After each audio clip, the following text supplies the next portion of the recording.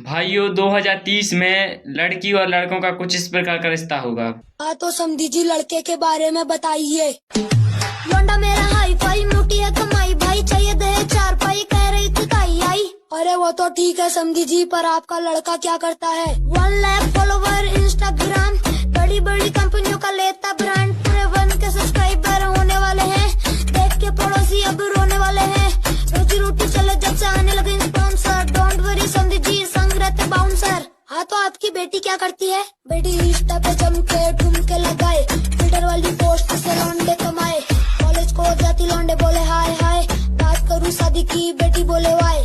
अरे ये तो ठीक है समझी जी, पर आपकी बेटी बना क्या क्या लेती है? अच्छे खासे बना लेती बातें, छोटे मोटे कर लेती वादे, उड़ा देती लौंडों की रास्ते, रखती ना कदर रिश्ते नाते।